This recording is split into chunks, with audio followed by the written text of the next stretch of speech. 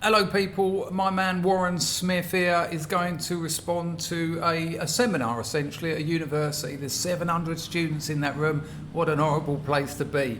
The video is called Millionaire Student Claims This Broke Student is More Privileged Than Her.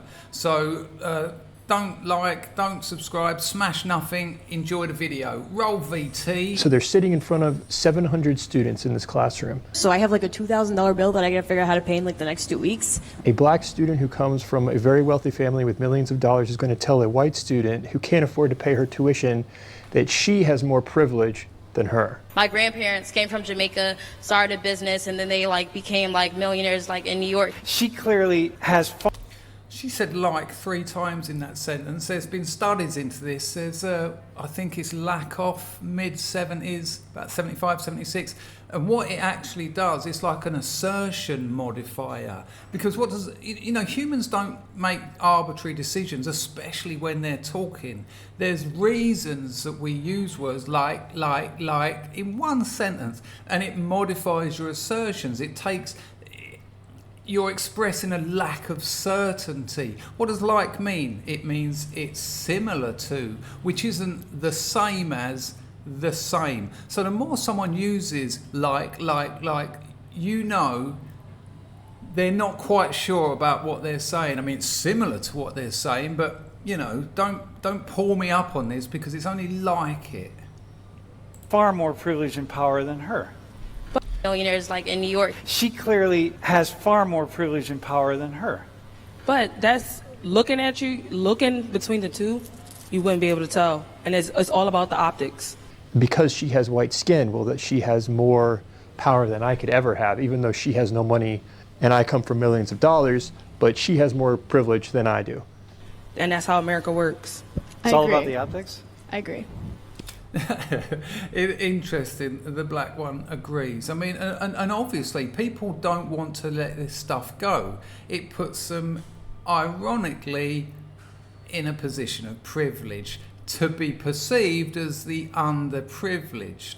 The logical conclusion of suggesting that because the other person looks white that she's more privileged is to say that a vagrant with a leg missing, no bank account, no house, no future, no ability to string a sentence together is more privileged. And if that's not the case, at what point do you draw the line? They haven't thought about it that much, of course, because they don't need to, because they're in an environment, in an institution where, in general, this nonsense is taken as gospel. Yeah? We don't know that you have to pay $2,000. We don't know that your family's wealthy. So, I mean, at the end of the day, how does that work in your favor? At the end of the day, looking at you, Isn't it because the question is who's more privileged, not who do you think is more privileged walking past them in the street? still white. It's fast. It concerns me that students can't tell that fundamental difference between a truth claim and a perception claim. How does that work in your favor? At the end of the day, looking at you, you're still white.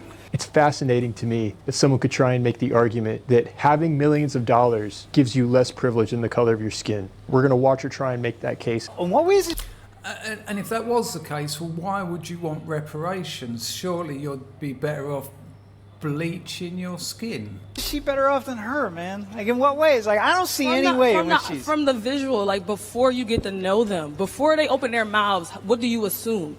So before you think about it, I mean, why are you at university? You're there to move beyond insignificant assumptions. You're there to start looking for truth. But no, it serves you, and I understand why. Obviously it serves you to maintain the essentially liberal lie that white skin is a privilege. So we are making assumptions about someone's circumstances based on the color of their skin. Got it. And Sam Richards does a good job. He actually calls her out here. I'm sitting out here, and I'm just the average person who's thinking about this stuff, right? And I'm like, man, you have not made a convincing argument, because your framework doesn't account for the fact that Alex's family is rich, and her family, I'm just going to say But they're rich. two separate issues. Yeah, we're talking about race and white privilege, and we're talking about the wealth inequality. And that, nailed it. We're talking about race. We're talking about the racial indoctrination that we suffer. She wouldn't see it as that at university, rather than the truth. The whole point, though, logically, is that you're getting the DEI benefit because of your socioeconomic need. So how could we possibly disconnect the reality of your socioeconomic status from the need of getting that benefit? Because that, Warren, would require thinking about it. Two different. Yeah, well, white privilege is also about wealth and inequality. They're all together. I don't know how you could separate them. I'm not talking about people sitting right here in her seat that are going like, I'm not getting this. You're going to see her get cornered. She's going to try and separate privilege from how much money you have. White privilege is basically just saying, statistically speaking, if you're a person of like Basically works much like. Caucasian background, your family is more likely to have generational wealth. More likely, but in this example, as you've already proven, you've got the family with the generational wealth. So let's stick to specifics. That's going to allow you, to be privileged like her and to get in college. Says the student who comes from a family with millions of dollars. My grandparents came from Jamaica, started a business, and then they became millionaires in New York. So there's always anomalies, but at the same I'm just going to take it back a bit. Look at the other black girl while this one's talking. She's automatically agreeing. She's nodding her head, even though this girl has failed really. A few truth claims about her family, but they're not part of the debate. And she's just agreeing because she's been taught to do that, and it's the right thing to do. Yo, sister. Look at her. Started a business, and then they became millionaires in New York. So there's always anomalies, but at the same time, it's going to be it's difficult. No wonder you're arguing for why having money doesn't give someone privilege. The color of their skin does, because then you wouldn't be able to make a claim on being victimized and not having privilege. So one thing you just said, your grandparents became millionaires in New York? Well, a lot of money. Yeah. Dude, so right there, the moment you say that, you understand. If I'm her, if I'm you, I'm just and now I'm in a class and we're going to start throwing words around like race inequality and white privilege and this and that, and I'm you. What do you think she's thinking? I feel she'd probably think. I feel it's still weird though, because it's still an anomaly. That's just one person in my whole. It's still weird though. Do you remember when clever people went to university? Before it was a client-based system where you paid to get in. When I was young, when you heard that someone was going to university, it separated them from the majority because they were obviously clever, because universities only let clever people in. It's still weird though. Whole entire family that allowed me to be where I am today. It does take one person. You can be the one person, which is why it's so important to teach students that you have the capacity to succeed rather than this victim mentality. And you are evidence of that. Then she contradicts herself and claims that privilege actually is having two parents in the home and financial resources. Percentile-wise, there's going to be more white people, of Caucasian background, who have, two grandparents of that same background, and that's where the privilege comes in. That's where the privilege comes from. What? That their families stay together. Does that make them privileged? It makes them responsible. So if you want to talk about responsibility, you suggesting that families not staying together is irresponsible. No, you're not saying that, because that doesn't help you. Having two parents in the home and having financial stability. Okay, then if we can apply that lens consistently across all races, I'm all for it. Sure, yeah, they're not going to. But that's not what's happening, and you're proving that. You're saying that you grew up poor, however, you do attend a PWI, and I feel like that in itself gives you a privilege versus somebody who, let's say that was person of color in your situation, mom wasn't working, X, Y, and Z. Would they still have the opportunity to attend Penn State? If you're confused about the argument that girl put forward, it's because so is she. it was almost nothing. Hopefully Warren can dissect it a little bit and maybe find some kind of crumbs out of it that we can run with. This is the most revealing logic set within this entire exchange. She's assuming that an individual in the exact same socioeconomic circumstance, but with a different skin color, would not be able to go to the college. Why? Versus somebody who, let's say that was person of color in your situation, mom wasn't working, X, Y, and Z. Quite interesting that the original video makers have chosen to actually put her argument, the crumbs of her argument on the screen so that you don't have to go through the hassle of fiddling through the excreta. But they still have the opportunity to attend Penn State. If you have the exact same amount of money, it seems that you would be even more likely to be able to attend that college because of DEI opportunities, as we're about to see. The white guy, he's just, you know, like, we throw these words around and we throw stuff around and we take classes like 119 and we throw words and we expect everyone to get the white privilege stuff. It's like, people aren't getting, it's not landing, it's not going to. This is an amazing point here from the lecturer. There was a book, I can't remember his name, Raymond something, I'll put it on the screen now. He released a book in, I think it was in the mid-80s, called Keywords. Now he's a leftist, and it was essentially a glossary of leftist terms. I attended 3 art schools and one university, and that book was on the reading list of the university and 2 of the art schools. And it's almost like, these are the words and these are the meanings that you must know.